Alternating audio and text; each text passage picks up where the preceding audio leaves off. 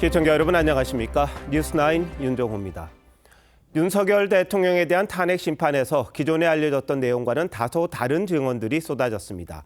특히 이진우 전 수방사령관은 윤 대통령이 말했다는 국회의원 체포 지시나 제2, 제3 계엄 발언 등을 인정하지 않았습니다. 그리고 계엄에 대한 자신의 판단도 언급했습니다. 여인영 전 방첩사령관도 체포 명단을 인정하지 않는 듯 했는데 홍장원 전 국정원 1차장은 명단을 받아 적었다고 증언하면서 앞으로 공방이 이어질 듯합니다. 탄핵 심판, 국회 국정조사 관련 내용 집중적으로 살펴볼 텐데요. 먼저 정준영 기자가 헌법재판소 상황부터 전하겠습니다. 이진우 전 수방사령관은 계엄은 적법했다고 생각한다고 했습니다. 행정과 사법 기능이 어떤 정상적으로 되지 않았을 때 그것을 회복하기 위해서도 계엄령이 선포되는 조건이다라는 걸 제가 알고 있었거든요. 윤 대통령으로부터 국회의원 체포 지시를 받았느냐는 질문에는 그런 적 없다고 했습니다. 누군가를 체포하라는 지시를 받은 사실이 있습니까? 없고 그다음에 그것은 더 이상 답변드리지 않겠습니다. 본인의 형사재판 관련 질문엔 답변을 거부했습니다. 4명이 들어가면 1명씩 드러낼 수 있지 않냐? 안에 있는 사람 끌어내라. 라고 하셨다고 진술하신 적 있으시죠? 답변드리지 않겠습니다. 윤 대통령이 국회 해제 의결 후에도 계엄을 다시 선포할 수 있다고 한 게 맞느냐는 질문엔 기억과 다르다고 했습니다. 기억하는 것과 또 제3자가 하는 얘기가 저의 기억이 없는 게 되게 많습니다. 공소장에 나와 있는 내용은 저의 내용이 대부분이 아니라는 것을 말씀드립니다. 윤 대통령은 3분 20초 정도 경고성 계엄 주장을 되풀이했습니다. 아무런 일도 일어나지 않았는데 뭐 지시를 했니, 지시를 받았니, 뭐 이런 얘기들이 마치 어떤 호수 위에 떠 있는 달그림자 같은 거를. 앞서 검찰은 국회를 봉쇄하고 계엄 해제 의결을 방해하려 한 혐의로 이 전 사령관을 구속 기소했습니다. TV조선 정준영입니다. 이어 증언대에 오른 여인영 전 방첩사령관도 검찰이 윤 대통령, 김 전 장관 공소장에 적시한 것과는 다른 증언을 했습니다. 본인이 정치인 체포 명단을 불러줬다고 했던 홍장원 전 국정원 1차장의 인터뷰 상식적으로 이상하다고도 했습니다. 형사재판에 대비한 방어 전략이란 분석도 있습니다만 김도영 기자가 알아봤습니다. 여인영 전 사령관은 계엄 당일 정치인 위치 파악을 요청했다는 홍장원 전 국정원 1차장의 주장을 부인했습니다. 재판 증거 기록에서 홍 전 차장의 인터뷰를 봤는데 정황상 상식적으로 이상하다고 했습니다. 정치인 체포를 지시했는지에 대해선 향후 형사법정에서 다투겠다고 했습니다. 계엄 당일 선관위에 방첩사 요원들을 보냈지만 김용현 전 장관 지시였을 뿐 대통령 지시 사항이라고 한 적은 없다고 했습니다. 군 체계상 통상적으로는 부하에게 대통령의 지시라고 얘기하지 않는다고 주장했습니다. 윤 대통령은 선관위 투입은 자신이 김 전 장관에게 지시한 것이라고 했습니다. 그동안 부정선거가 문제가 있다고 생각해온 것이 선관위에 계엄군을 보낸 이유라고 말했습니다. 검찰은 여 전 사령관 공소장에 선관위를 장악하고 서버 복제 반출을 시도했다고 적시했는데 윤 대통령은 시스템이 어떻게 가동하는지 보라고 했었고 압수한 것은 아무것도 없었다고 했습니다. TV조선 김도영입니다. 정치인 체포 시도 의혹과 관련해 핵심적인 폭로를 했던 홍장원 전 차장도 오늘 증인으로 출석했습니다. 윤 대통령으로부터 싹 다 잡아들이라는 지시를 분명히 들었는데 명단은 여인영 전 방첩사령관으로부터 받았고 이를 대통령 지시로 인식했다는 겁니다. 윤재민 기자의 보도입니다. 홍장원 전 국정원 1차장은 계엄 선포 직후 싹 다 잡아들이라는 윤 대통령의 지시를 받았다고 진술했습니다. 대통령으로부터 이제 직접 체포조 운영 관련 지시를 받았다는 입장에도 변함이 좀 없으신지? 변함 없습니다. 다만 앞서 검찰 조사에서 윤 대통령이 흥분한 채 자랑한 듯 얘기했다고 했지만 오늘은 주관적인 느낌이었다며 적절하지 못했다고 했습니다. 홍 전 차장은 당시 윤 대통령이 누굴 잡으라는지는 말하지 않아 간첩단을 잡으라는 줄로 알았다고 했습니다. 이후 여인영 당시 방첩사령관에게 연락했더니 체포조가 나갔는데 위치는 모른다며 명단을 불러줬다는 겁니다. 이상하다는 생각에 반 정도 받아 적었다가 안 적었다면서 14명에서 16명 정도로 기억한다고 했습니다. 다만 이상함을 느껴 위치 추적 요청엔 응하지 않았다고 했습니다. 내란 혐의로 구속 기소된 이진우, 여인영 전 사령관과 달리 홍 전 차장은 수사 대상이 아닙니다. TV조선 윤재민입니다. 국회 국정조사특위에서는 곽종근 전 특정사령관이 헌재에 나온 전직 사령관들과는 결이 다른 진술을 했습니다. 끌어내라는 대상이 의원이냐 요원이냐 논란이 있었죠. 둘 다 맞다고 답했습니다. 이 발언을 두고 여당에서 야당에 회유당한 정황이 있다고 하자 고성과 함께 거친 말싸움이 여야 간에 벌어졌습니다. 차정승 기자입니다. 곽종근 전 특전사령관은 비상계엄 당시 윤석열 대통령과 김용현 전 국방장관이 국회의원을 끌어내라는 지시를 한 게 맞다고 말했습니다. 대통령과 전 김용현 전 장관이 국회의원을 끌어내라는 이 두 가지 사실도 맞습니다. 국민의힘은 민주당 김병주 의원이 지상 구성군 사령관 시절 곽 전 사령관은 작전처장으로 근무한 관계라며 김 의원 유튜브에 출연해 최초 증언을 한 점을 문제 삼았습니다. 김병주 의원이 본회의장에 있는 국회의원들을 밖으로 끌어내라라고 하는데 동의를 합니다. 맞죠? 최초에 한 말하고 바로 몇 초 사이에 지금 바뀌는 겁니다. 그러면서 곽 전 사령관이 국회에 출석한 날 야당 의원들에게 회유당한 것 아니냐는 의혹도 제기했는데 민주당에선 강한 반발이 쏟아졌고 갑자기 만나서 얘기가 된 거기 때문에 회유할 겨를도 없습니다. 쓰리스타 특전사령관이 뭐 회유의 대상입니까? 여야 간 거친 말싸움으로 이어졌습니다. 제보가 오면 지금 드리고 있잖아요. 싸가지라뇨. 선을 넘네? 해보자는 거요? 이상입니다. 구속 기소된 문상호 전 정보사령관은 군사법원에서 열린 첫 공판기일에서 정보사령부 업무를 정당한 명령으로 받았다며 내란 혐의를 전면 부인했습니다. TV조선 차정승입니다. 계엄을 사전 모의했다는 노상원 전 정보사령관 단골 무속인도 국정조사에 출석했습니다. 배신할 군인이 누군지를 전봐줬다고 증언을 했는데요. 야당에선 민간인인 노 전 사령관에게 비화폰을 지급했다는 의혹도 제기했습니다. 이어서 홍연주 기자가 보도합니다. 보안 휴대전화인 비화폰을 관리하는 경호처 본부장에게 끝번호 9481이 기억나냐는 질문이 나옵니다. 노상원 씨가 썼던 걸로 확인되는 비화폰 번호입니다. 모르십니까? 민주당 윤건영 의원은 김성훈 경호차장이 계엄 전날 민간인인 노상원 전 정보사령관에게 비화폰을 지급했고 불출대장 기록 삭제까지 시도했다고 주장했습니다. 경호처는 수사 중인 사안이라며 확답을 피했습니다. 그 전반적인 내용에 대해서는 제가 여기서 좀 언급드리기가 조금 제한이 됩니다. 역술인 활동을 한 노 전 사령관이 자주 찾은 단골 무속인도 증언대에 섰습니다. 배신자 색출을 위한 군인 명단을 제시하면서 그 점괘를 의뢰했다고 하는데 그런 적이 있습니까? 네. 나와 뭔가 함께 했을 때 끝까지 따라올 수 있는지를 많이 물어보셨고요. 김용현 전 장관의 생년월일을 가져와 나중에 장관이 될 사람이라고 했다는 증언도 나왔는데 국민의힘은 계엄과 무관한 사람들을 증인으로 채택했다고 비판했습니다.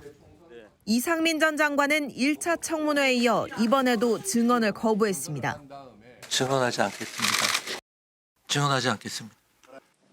부정선거 의혹 논란과 관련해 국민의힘 주진우 의원은 친야 성향인 김어준 씨도 과거 부정선거 의혹을 제기한 바 있다며 김 씨도 극우 세력이냐고 반문했습니다. TV조선 홍현주입니다. 공수처가 또 한 번 역사에 남을 조치를 했습니다. 검찰과 경찰의 요구에 이첩받았던 이상민 전 행정안전부 장관 내란 혐의 사건을 다시 검경에 넘긴 겁니다. 내란죄를 수사할 권한이 없어 일단 직권남용으로 수사를 했었는데 내란죄를 적용할 경우 법원의 인정 여부가 불투명하다는 이유였습니다. 그런데 윤 대통령에 대해서도 같은 방식으로 수사하지 않았던가요? 왜 이런 일이 일어난 건지 주원진 기자가 알아봤습니다. 공수처는 지난해 12월 이첩 요구권을 발동해 검찰과 경찰이 수사하던 이상민 전 행정안전부 장관의 내란 가담 혐의 사건을 넘겨받았습니다. 공수처 수사에 별 진척이 없던 사이 이 전 장관의 언론사 단전 단수 지시 의혹까지 불거졌습니다. 몇 가지 언론사에 대해서 경찰청 쪽에서 요청이 있으면은 협조하라는 그런 내용이 있습니다. 하지만 공수처는 압수수색 등 강제 수사 한 번 없이 이 전 장관 사건을 다시 경찰과 검찰에 넘겼습니다. 직권남용 여부가 명확하지 않은 상황이고 직권남용으로 수사하다가 내란죄로 갈 경우 법원에서 어떤 판단을 내릴지 모른다는 이유를 댔습니다. 앞서 공수처는 윤 대통령을 직권남용으로 수사하다가 내란 우두머리 혐의로 구속했습니다. 직권남용죄 그런 죄명으로 내란죄의 관련성을 주장하는 것은 맞지 않습니다. 수사만 지연됐다는 지적에 공수처는 관련자 진술은 다 받아뒀고 수사가 지체됐다고 생각하지 않는다고 했습니다. 하지만 경찰 국수본 한 관계자는 혐의 입증이 어려우니 발을 뺀 것 아니겠냐고 했고 검찰의 한 관계자도 이해가 안 가는 사람들이라고 했습니다. TV조선 주원진입니다. 네, 오늘 있었던 윤 대통령 탄핵 재판과 관련해 사회부 법조팀 이재준 기자와 이야기 더 나눠보겠습니다. 자, 이 기자, 오늘 헌법재판소와 윤 대통령 측 간의 신경전 아주 예사롭지 않았다는데 어떤 일이 있었습니까? 네, 먼저 포문을 연 쪽은 윤석열 대통령 측이었습니다. 윤 대통령 측은 재판 일정이 너무 빡빡해서 방어권을 충분히 보장받지 못한다고 주장해 왔었는데요. 오늘 재판부의 재판 일정을 현재 진행되고 있는 주 2회에서 1회로 줄여달라고 요청을 했습니다. 그러면서 헌법재판소의 품격까지 거론을 했는데 들어보겠습니다. 헌법재판소가 위상에 걸맞게 재판을 공정하고도 품격 있게 진행하기를 요청합니다. 네, 헌법재판소의 재판 진행이 불공정하고 또 품격이 떨어진다 이런 얘기로도 들릴 수 있는 가시도 친 발언이 나온 겁니다. 네, 그리고 헌법재판관들의 이념 성향까지 직격을 했다고요? 네, 그렇습니다. 윤 대통령 측은 헌법재판관들을 향해서 이념적 소신 대신 헌법과 법률 양심에 따라야 한다고 했는데 이 얘기도 한번 들어보겠습니다. 부디 이념, 소신 이런 걸 다 버리시고 적어도 이 재판정에서는 법관으로서 양심에 따라 우리 모두가 납득할 수 있는 훌륭한 판단을 해주시기 바라겠습니다. 네, 법관의 판단에 운명이 달려있는 피청구인 입장에서는 상당히 공격적인 발언인데요. 앞서 윤 대통령 측 변호인단은 문형배 권한 대행 등 일부 재판관의 편향성 문제를 지적하면서 재판에서 손을 떼라는 의견서를 제출하기도 했습니다. 네, 근데 이런 발언들 때문은 아니겠죠. 그런데 헌법재판소도 윤 대통령 측에 다소 좀 불리한 조치를 취했다고요? 네, 그렇습니다. 지난 재판에서는 윤 대통령이 김용현 전 국방장관을 직접 신문을 했었는데 오늘 재판부는 아예 윤 대통령이 직접 증인 신문을 하지 못하도록 막았습니다. 그 이야기 들어보겠습니다. 증인에 대한 신문은 양측 대리인만 하는 것으로 정했고 본인이 희망하시는 경우는 증인 신문 절차가 끝난 후에 의견 진술할 기회를 드리는 것으로 정했습니다. 네, 문 대행은 이 평일을 거친 재판관 전원의 일치된 의견이라고 했습니다. 재판부는 증인들이 원하면 가림막도 쳐주겠다고 했습니다. 윤 대통령 앞에서는 증인들이 제대로 증언을 하기 어려울 수 있다는 국회 측 요청에 답한 건데 이 얘기도 듣겠습니다. 만일 증인이 가림막 설치나 피청구인 퇴정을 요청할 경우 저희들은 퇴정은 받아들이지 않고 가림막 설치는 한다. 이렇게 정했습니다. 네, 다만 오늘 나온 증인들 중에 가림막 설치를 요청한 사람은 없었습니다. 네, 자, 윤 대통령 이야기 좀 해보죠. 오늘 구속 취소를 요청을 했습니까? 이례적이죠? 네, 그렇습니다. 흔한 일은 아닌데요. 오늘 내란죄 사건 재판부인 서울중앙지법 형사 합의 25부에 구속 취소 신청서를 냈습니다. 우리 형사소송법에 따르면 구속의 사유가 없거나 소멸된 때에 법원이 구속을 취소할 수 있다 이렇게 돼 있습니다. 윤 대통령 측은 공수처의 수사 자체가 불법으로 이루어졌기 때문에 구속도 불법이라는 입장이고 또 그래서 보석 청구 대신 구속 취소를 선택한 것으로 보입니다. 재판부가 7일 이내에 구속 취소 여부를 결정을 해야 하는데 공수처 수사의 위법성에 대한 재판부 심증을 엿볼 수 있을 것으로 예상이 됩니다. 네, 앞으로 아주 치열하게 공방이 있을 것 같군요. 이 기자 잘 들었습니다.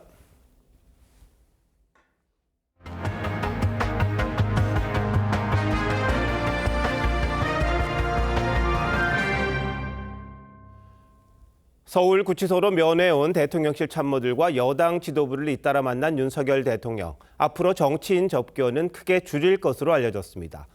옥중 정치를 하냐는 지적을 의식한 듯도 한데 다른 배경도 있다고 합니다. 무슨 얘기인지 정민진 기자가 취재했습니다. 법무부 접견 신청 사이트입니다. 윤석열 대통령 접견을 신청하니 수용자 사정으로 접견 불가라는 안내가 나옵니다.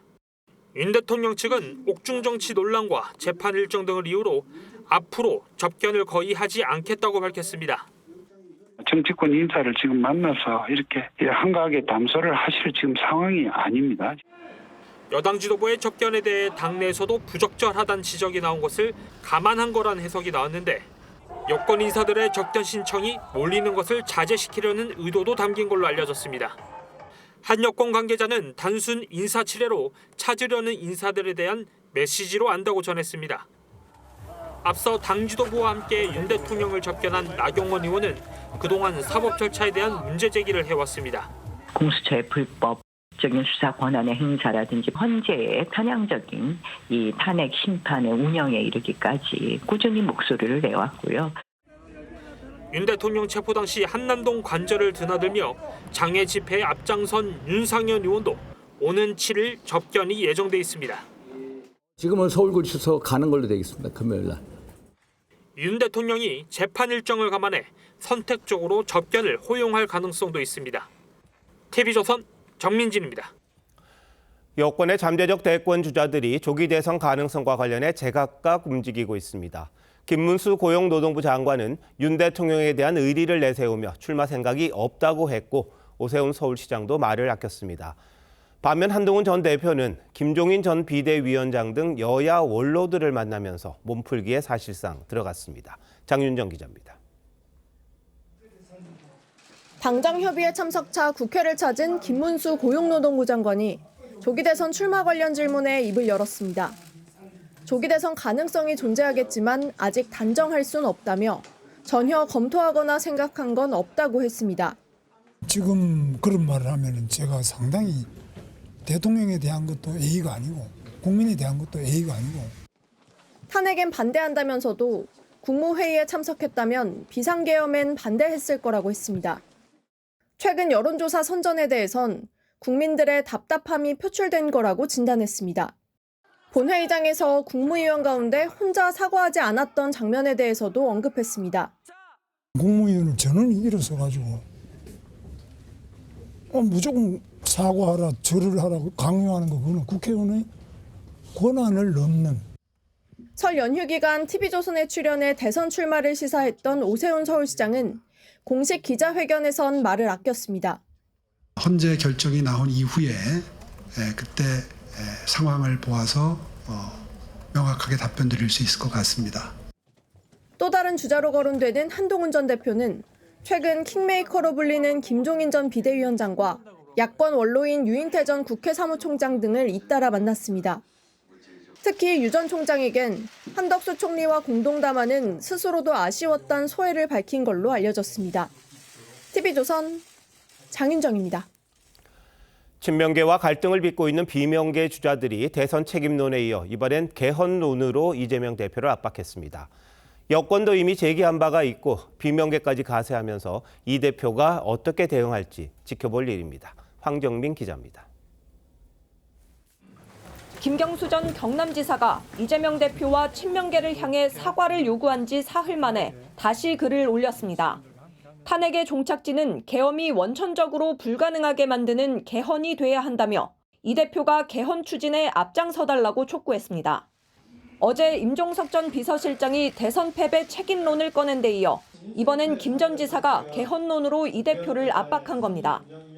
왜 이렇게까지 국민들이 극단적인 갈등과 대립 상황에 이르게 됐는가를 이제 좀 돌아볼 때가 된 거 아닌가. 원조 친노로 꼽히는 이광재 전 의원도 대선 승리를 위해 민주당이 개헌을 능동적으로 밀고 가야 한다고 했습니다. 김부겸 전 총리와 김동연 경기지사에 이어 원로그룹까지 야권 내 개헌 목소리가 점점 커지고 있는 겁니다. 사회적 약자들에게 희망을 줄 수 있는 그런 민주주의, 앞으로 우리가 논의하는 개헌이라는 게 결국 그런 나라로 가기 위함이다.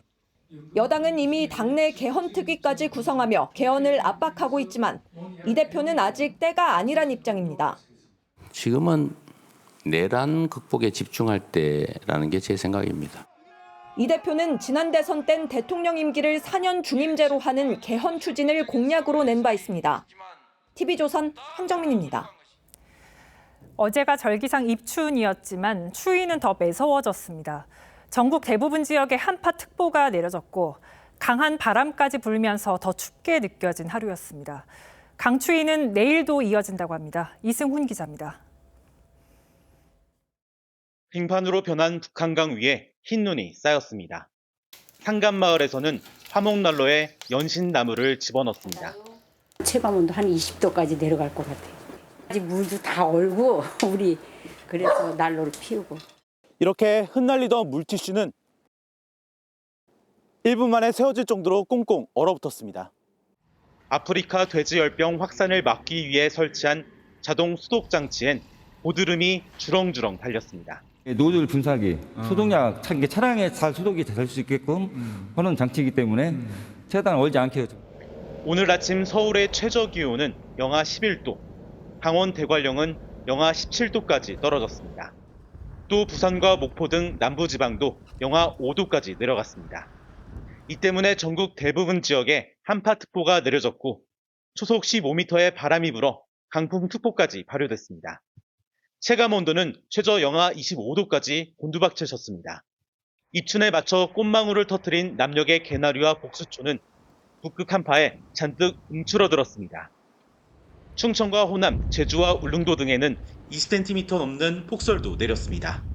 운전하면 가까운데 오히려 걸어가는 게 빠를 것 같아가지고 좀 미끄러운 것 같아요. 차들도 천천히 가고 있고. 폭설로 일부 상간도로 통행과 한라산 등의 입산이 통제됐고 제주 공항의 일부 여객기가 결항됐습니다. 기상청은 내일도 오늘과 비슷한 한파가 이어질 것으로 내다봤습니다. TV조선 이승훈입니다. 추운 날씨 속에 화재도 잇따랐습니다. 집안에 켜뒀던 전기 히터에서 불이 나 80대 남성이 숨졌습니다. 한 사찰에서도 촛불이 쓰러지면서 화재가 발생했습니다. 곽승한 기자입니다. 2층 주택의 거실 창문으로 희뿌연 연기가 쉴 새 없이 뿜어져 나옵니다. 산소통을 맨 소방대원들은 집안에서 심정지 상태로 쓰러져 있던 80대 남성을 발견했습니다. 그리고 잠을 잘 못 주무시니까 수면제를 드신다 그러더라고. 그러니까 이게 불이 나도 소리를 잘 못 들었겠죠, 아무래도. 소방당국은 온열기가 과열돼 불이 난 것으로 보고 있습니다. 전기 히터 쪽에 약간 전선이 좀 녹아 있더라고요. 그래서 전선이 녹아 있어 전기적 요인으로 화재가 난 걸로.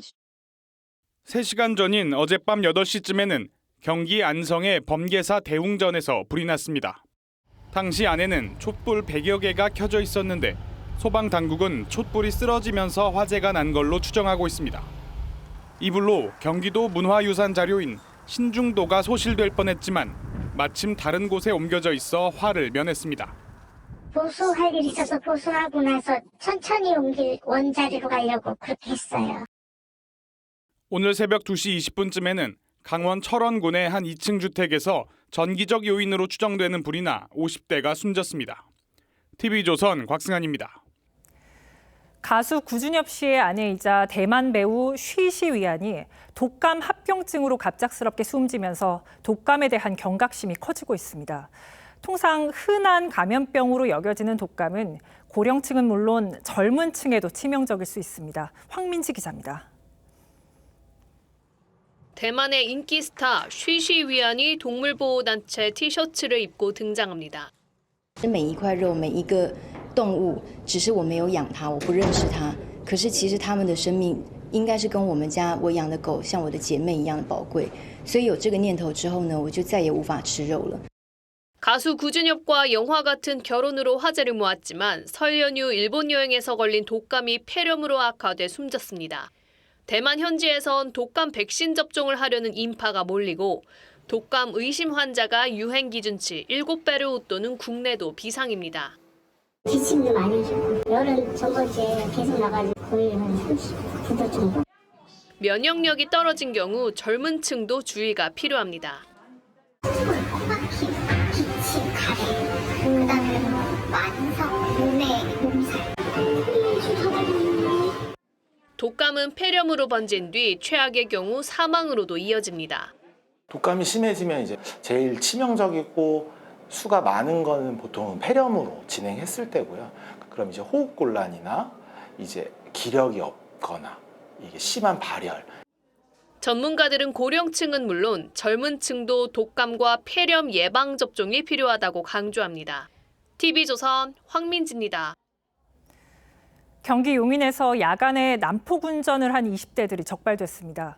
충북 충주에선 눈 내린 학교 운동장에서 한 운전자가 고개 운전을 하고 달아났는데 학교 측이 15억 원을 들여 인조잔디를 조성한 곳이었습니다. 김승돈 기자입니다. 늦은 밤 차량 4대가 한적한 도로를 추격전을 벌이듯 빠른 속도로 달립니다. 수백 미터 떨어진 주택가까지 굉음이 전해집니다. 회전 교차로에서는 미끄러지듯 주행하는 드리프트를 하고 9번 산길도 날카로운 소리를 내며 빠른 속도로 질주합니다.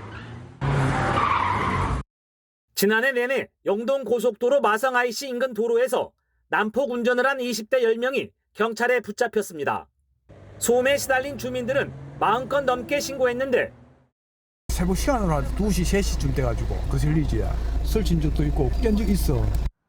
경찰은 연말에야 CCTV에 찍힌 차량들을 추적해 최근 운전자들을 검거했습니다. 이처럼 도로 곳곳에는 새카만 타이어 자국이 그대로 남아 있습니다. 충북 충주에서는 지난 설날 밤 눈 쌓인 한 중학교 운동장에서 승용차 한 대가 고개 운전을 했습니다. 학교 측은 15억 원을 들여 한 달 전 완공한 인조잔디가 훼손됐을까 걱정입니다.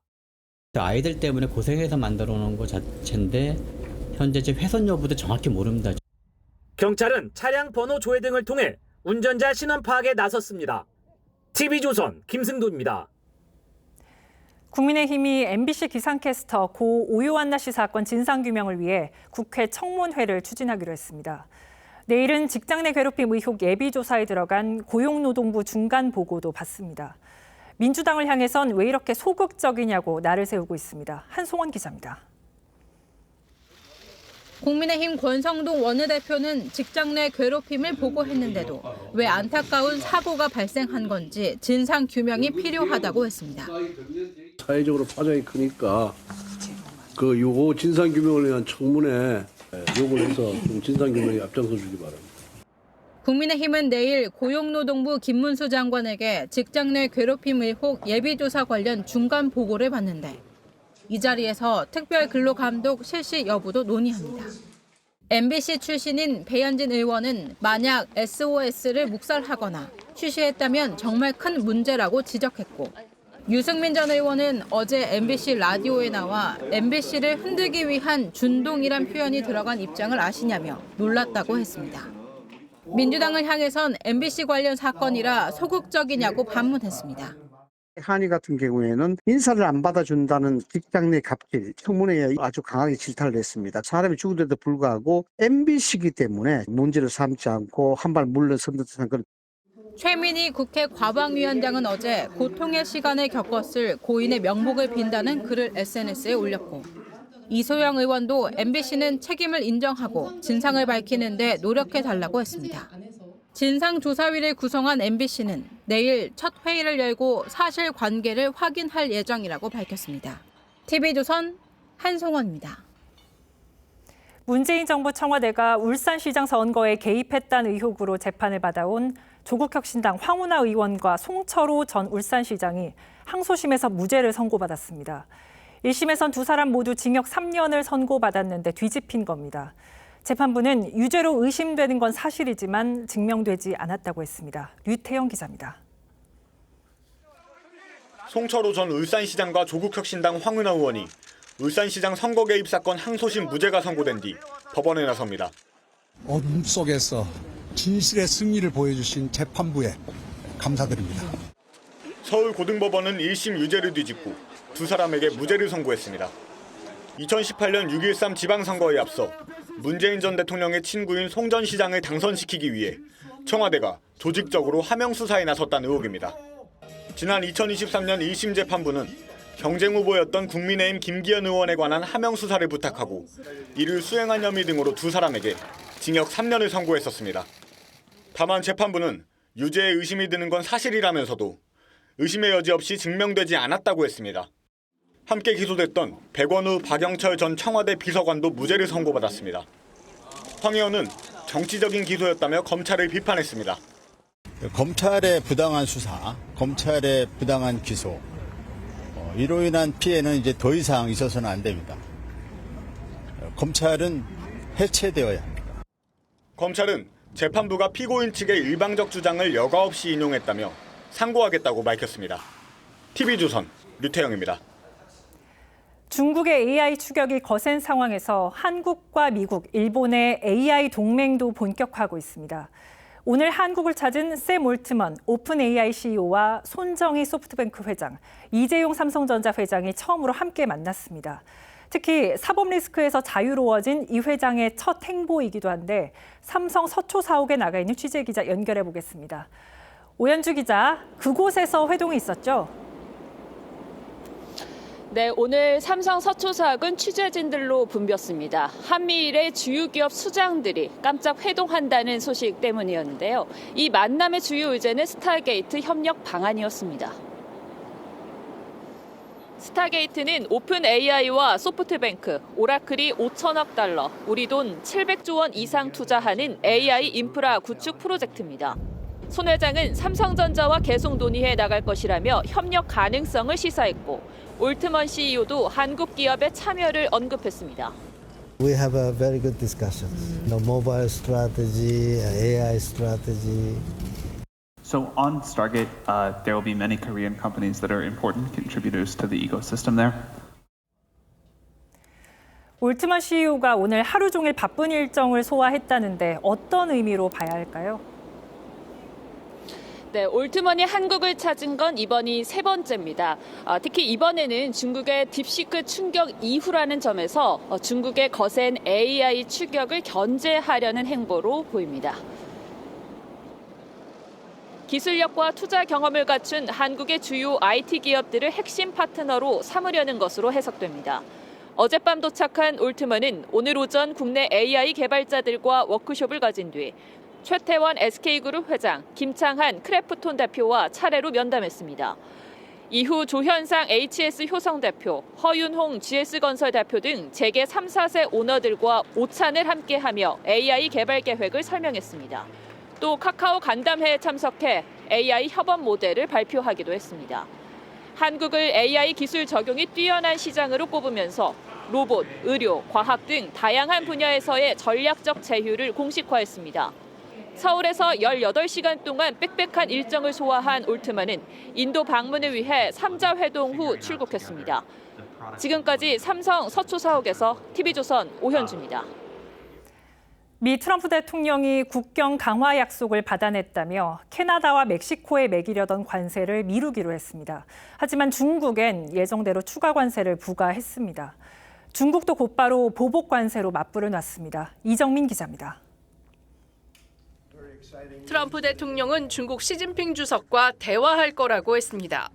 We'll be speaking to China probably over the next 24 hours. We don't want fentanyl coming into our country. 하지만 결국 미국은 동부 시간 4일 0시 1분부터 중국에서 수입하는 모든 제품에 10% 추가 관세 부과를 시작했습니다. 중국도 즉각 맞대응했습니다. 오는 10일부터 미국산 석탄과 액화 천연가스에 15% 관세를, 원유와 농기계, 일부 자동차 등엔 10% 추가 관세를 부과하기로 했습니다. 미국 기업 대리기와 수출 통제에도 나섰습니다. 반독점법 위반 혐의로 구글에 대한 조사에 착수하고 캘빈 클라인 등이 속한 패션 기업 등 2곳을 신뢰할 수 없는 업체 목록에 올렸습니다. 반도체 생산에 필수적인 텅스텐을 비롯해 5개 광물에 대한 수출 통제도 시행하기로 했습니다. 中方对美方做法坚决反对，敦促美方立即纠正错误做法。 불법 이민과 마약 단속 등에서 한 발 양보한 캐나다, 멕시코와는 전혀 다른 행보입니다. 트럼프 역시 이번 관세는 시작일 뿐이라고 예고한 만큼 집권 1기 때의 미중 간 무역 전쟁 재현 우려가 커지고 있습니다. An opening salvo If we can't make a deal with China, then the tariffs will be very, very substantial. 반면 양측 모두 치명타는 날리지 않고 있어 협상의 여지를 열어뒀다는 분석도 나옵니다. TV조선 이정민입니다. 이재명 민주당 대표가 1심에서 유죄가 선고된 공직선거법의 위헌 여부를 가려달라고 요구했습니다. 재판 지연 전략이란 지적이 나왔는데 본인 사건이 조작이라고도 합니다. 이 대표는 그러면서 국민의힘이 윤 대통령 사건 재판부를 공격한다고 비판했는데 예전에 자신도 그랬던 것 같기도 합니다. 한지은 기자의 보도 보시죠. 대장동 재판에 출석하던 이재명 대표가 걸음을 멈춥니다. 이 정치 탄압용 이런 조작 기소 사건보다 국민의힘 1호 당원이 벌인 내란 사건에 관심 가져주시기 바랍니다. 자신의 선거법 위반 사건은 조작이니 윤석열 대통령 내란 혐의에 관심을 가지란 겁니다. 국민의힘이 재판부를 공격하고 있다며 그런 식이면 헌법 질서가 유지될 수 없다고도 했습니다. 국민의힘 측에서 비호하고 오히려 재판부를 공격하고 있는데 이렇게 하면 대한민국의 헌법 질서가 유지될 수가 없습니다. 하지만 정작 이 대표 본인도 지난해 11월 자신에게 유죄를 선고한 선거법 1심 재판부를 비판했습니다. 기본적인 사실 인정부터 도저히 수긍하기 어려운 그런 결론입니다. 이 대표는 당시 민심과 역사의 법정을 거론하기도 했습니다. 선거법 사건 2심 재판부는 오는 26일 결심 공판을 예고하며 신속 재판 의지를 드러냈는데 이 대표 측은 오늘 재판부에 공직선거법 위헌법률 심판제청을 신청했습니다. 이에 대해 여당에선 재판 지연 전략이라고 비판했습니다. TV조선 한지은입니다. 이재명 대표의 우클릭 행보가 전방위로 퍼지고 있습니다. 경제, 외교에 이어 오늘은 우리 방위 산업을 적극 육성하겠다며 안보 분야 지원을 약속했습니다. 국가 발전에 도움이 되는 좋은 결정입니다. 다만 방산 물자 수출 때 국회 동의를 받도록 하는 법안을 민주당이 당론으로 채택해 업계가 반발한 게 불과 몇 달 전입니다. 최용국 기자의 보도입니다. 민주당 이재명 대표가 우리 방위 산업은 가장 가시적인 미래 먹거리로 세계 안보 수호 수단이자 우리의 국격이라며 K방산을 적극 지원하겠다고 약속했습니다. 외연 확장에 공을 들이고 있는 이 대표가 보수 진영이 주로 강조해왔던 국방, 안보 분야로까지 범위를 넓힌 겁니다. 이제 새로운 무역 전쟁의 시작 속에서 우리 대한민국이 취해야 될 실용주의의 방향에 대해서 잘 잡은 것 같고 하지만 민주당은 지난해 11월 방산 물자를 수출할 때 국회 동의를 받도록 하는 방위사업법 개정안을 당론으로 채택한 바 있습니다. 당시 방산업계에선 기밀이 유출될 수 있고 방산 수출 규제 완화 흐름에도 역행해 성장의 족쇄가 될 수 있다며 반발했습니다. 방위사업법 개정안 당론 발의 설명을 했고 한 분의 다른 의견 없이 즉시 당론으로 채택이 됐습니다. 민주당은 또 폴란드의 무기 수출 확대 등을 위해 수출입은행 자본금을 10조 원 늘리는 수출입은행법 개정안에 대해서도 반대 목소리를 내 6개월 이상 처리가 지연됐습니다. 이 대표 측은 당론으로 채택한 방위사업법 개정안은 윤석열 정부의 우크라이나전 개입 움직임에 대응하기 위한 조치였다며 K방산 지원과는 별개라고 반박했습니다. TV조선 최원국입니다. 민주당이 허위 정보 신고를 받겠다며 이른바 민주파출소란 이름의 온라인 플랫폼을 운영하고 있습니다. 그런데 이재명 대표가 삭감되지도 않은 예산들을 윤석열 정부가 삭감했다는 내용을 공유해 논란입니다. 이것도 어떻게 보면 허위 정보인데요. 자체 신고해야 하나요? 박한솔 기자의 단독 보도입니다. 민주당 이재명 대표가 자신의 SNS에 민생 예산 삭감 누가 한 거냐는 제목과 함께 예산 관련 자료를 공유했습니다. 윤석열 정부가 깎은 예산과 민주당이 깎은 예산을 비교한 목록인데 이 대표는 언론이 알리지 않으면 우리가 진실을 알려야 한다며 리트윗을 부탁하기도 했습니다. 이 대표의 추경 요구에 여당이 민주당이 삭감한 민생 예산부터 복구하라며 공세를 펴자 이를 반박하려는 의도였던 걸로 보입니다. 단도직입적으로 말씀드립니다. 민주당은 민생 예산을 삭감하지 않았습니다. 그런데 이 대표가 공유한 목록 가운데 상당수가 사실과 다른 것으로 파악됐습니다. 정부가 삭감한 걸로 돼 있는 경로당 냉 난방비 지원 예산은 지난해 800억 원에서 올해 875억 원으로 오히려 늘었고 스텔스 전투기 F-35 도입 예산도 올해 6,763억 원으로 지난해 대비 59% 증액됐습니다. 지난해와 같은 규모로 예산이 편성됐는데 감액됐다고 잘못 적힌 사업도 여럿 있었습니다. 이 대표가 공유한 예산 자료는 야당 지지자가 만든 것으로 추정됩니다. TV조선의 사실 확인 요청에 이 대표 측은 2025년이 아닌 2023년에 논란이 됐던 것으로 확인돼 바로 잡는다며 유감을 나타냈습니다. TV조선 박한솔입니다. 연일 계속되는 민주당 이재명 대표의 우클릭 행보에 야권에서조차 혼란스럽다는 반응이 적지 않습니다. 이 대표 변신의 속내가 뭔지, 전략상 득이 될지 독이 될지 하나하나 짚어보겠습니다. 자, 장 기자, 바로 어제죠. 이 대표가 반도체 분야에 주 52시간제 적용 좀 예외한다 이런 방안을 좀 내놨었는데 오늘 양당이 만나서 논의를 했습니다. 합의가 됐습니까? 결론부터 말씀드리면 없었습니다. 1시간가량 만난 양당 정책위 의장은 협의 내용은 비공개로 하기로 했다며 말을 아꼈는데요. 취재를 해보니 주 52시간 예외 적용에 대한 어제 이 대표의 언급과 민주당의 오늘 입장엔 온도차가 있었습니다. 52시간 문제는 조금 더 시간을 갖고 논의하자는 겁니다. 이 때문에 처리가 시급하다는 국민의힘과 이견을 보이며 충돌한 걸로 전해졌습니다. 자, 그렇다면 수용 가능성을 이 대표는 시사했고 민주당은 조금 미루려고 하고 어느 쪽이 진짜 생각입니까? 사실 취재기자 입장에서도 혼란스러운 게 사실입니다.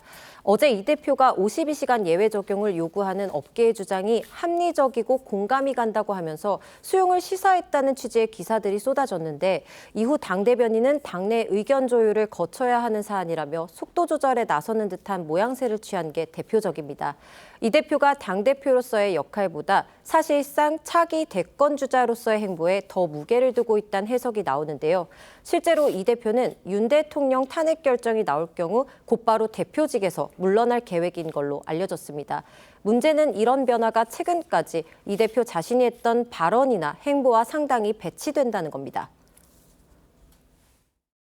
장시간 노동으로 때우는 시대 이제 지났습니다. 유연성을 부여하는 게 합리적이지 않냐. 저도 많이 공감이 돼요. 자, 근데 이 대표가 경제 안보, 외교, 사실상 모든 분야에서 우클릭 중인데요. 방금 본 것처럼 반도체법 말고도 여러 가지에서 기존 입장을 좀 바꾼 것 같습니다. 네, 침체된 민생 경제를 살리기 위해선 민생회복지원금이 반드시 필요하다고 했다가 포기할 수 있다고 하거나 미국을 향한 메시지도 최근 완전히 바뀌었습니다. 여당, 정부가 노래 부르는 것처럼 현금 살포가 아닙니다. 추경 못하겠다 이런 태도라면 우리 민생지원금 포기하겠습니다. 친일 세력들이 이제 이 미점령군하고 이렇게 합작을 해가지고 다시 그 지배체제 그대로 유지해. 앞으로 대한민국이 한미 동맹을 더욱더 강화 발전시키고. 네, 입장을 바꾼 것 같긴 합니다. 상황에 따라 달라질 수는 있는데 선거를 준비해야 하는 입장이다 보니까 좀 중도층을 공략하겠다 이런 거 아닌가요? 맞습니다. 문제는 너무 자주 말을 바꾼다는 이미지가 있는 이 대표에겐 실용주의가 자칫 기회주의로 비춰질 수 있다는 겁니다. 위성정당 창당과 자신에 대한 체포동의안 표결 입장을 뒤집은 것부터 끌어내려야 한다는 발언이 논란이 되자 탄핵을 말한 건 아니라는 식으로 빠져나가는 화법도 논란이 됐었죠. 여기에다 최근 우클릭 행보에 대한 야권 내 반발도 심상치 않은 상황입니다. 표 결집력이 큰 양대 노총이 이 대표 노선이 의심된다며 반발하는가 하면 당내에서도 벌써부터 진보의 가치를 포기하면 실제 대선 국면에선 더 낼 카드도 없다는 우려의 목소리도 나오고 있습니다. 네, 결국은 어느 정도 진정성 있게 하느냐가 관건인 것 같습니다. 장 기자, 잘 들었습니다.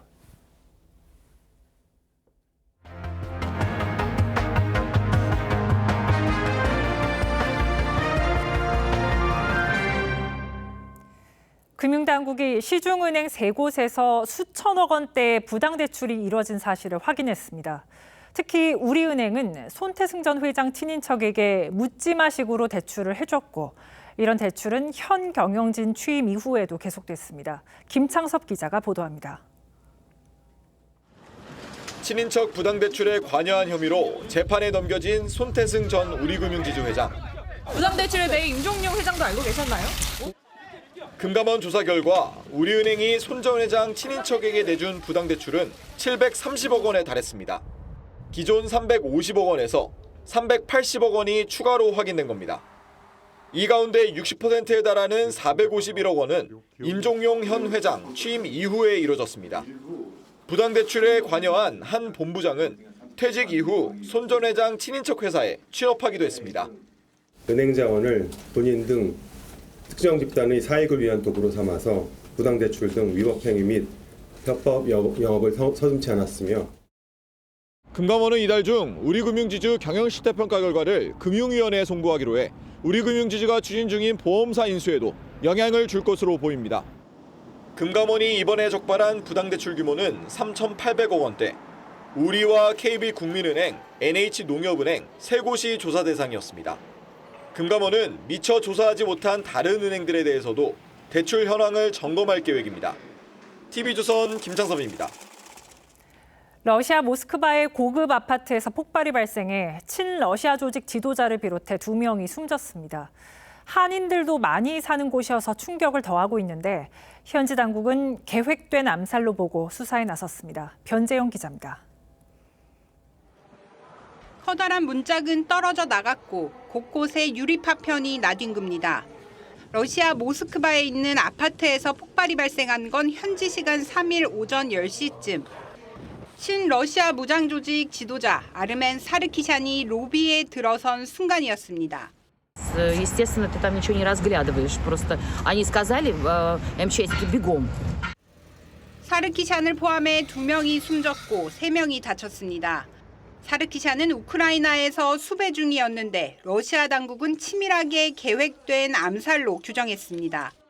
Работу сложную, информация уточняется, ведется работа. Сейчас комментировать, конечно же, нам. 해당 아파트는 크렘린궁에서 12km 거리로 비교적 안전한 주거지로 꼽혀왔습니다. 주재원과 외교관 등 한국인 60여 명을 비롯해 현지 유명인들도 많이 사는 곳입니다. 주로 한국 대사관은 우리 국민 피해는 없다면서도 당분간 안전에 유의해 줄 것을 당부했습니다. TV조선 변재영입니다.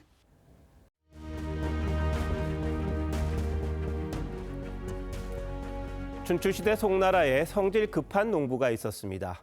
논에 벼를 심고 가을까지 기다리기가 힘들었습니다. 게다가 이웃집 벼는 더 커 보였습니다. 고심 끝에 벼 순을 잡아당겼습니다. 집에 돌아와 식구들에게 오늘은 일이 많아 피곤했지만 기분은 참 좋다고 했습니다. 이튿날 아들이 논에 가보니 벼는 하얗게 말라 죽어 있었습니다. 맹자 공손추에 나오는 알묘조장 우화입니다. 서두르면 오히려 일을 망친다는 뜻입니다. 헌법재판소가 결정 2시간 전에 돌연 선고 연기를 발표했습니다.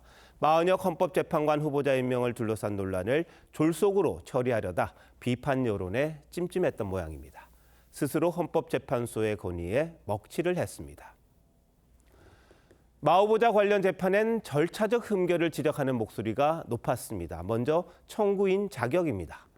국회가 추천한 마 후보자를 임명하지 않은 게 잘못이라며 우원식 국회의장이 권한쟁의 심판을 신청했는데 국회 의결 없이 제기한 게 옳냐는 겁니다. 마 후보자 것만 왜 이리 서두르느냐는 비판도 있습니다. 한독수 전 대통령 권한대행 탄핵안, 한 총리 탄핵 정족수 사건 등은 정식 재판도 시작되지 못했습니다. 다른 장관권도 재판을 빨리 해달라고 민원을 할 정도입니다. 어느 하나 급하지 않은 게 없습니다. 그런데도 헌재는 신청 요건부터 논란인 사건을 앞세웠습니다. 8인 체제가 굴러가지 않는 것도 아닙니다. 마 후보자는 사회주의 혁명 조직 인민노련 출신으로 알려져 있습니다. 진보 성향인 것만은 분명합니다. 윤석열 대통령 탄핵에 찬성할 만한 재판관을 한 명이라도 더 늘리려는 의도가 아니냐는 질문이 나올 수밖에 없습니다. 군자 대로행, 군자는 큰 길만 걷는다고 했습니다. 아무리 바빠도 샛길로 가지 않는다는 거죠. 재판의 3심대와 달리 헌재는 단 한 번 내리는 결정이 최종심이 됩니다. 대한민국의 정체성과 미래가 재판관들의 손에 달려 있습니다. 그만큼 신중하고 세심하게 사건들을 심리해야 합니다. 정치적 논란에 이미 휩싸인 만큼 어느 때보다 뒷말 없는 재판이 돼야 모두가 수긍할 겁니다. 2월 4일 앵커 칼럼 오늘 새길 대신 큰 길로였습니다.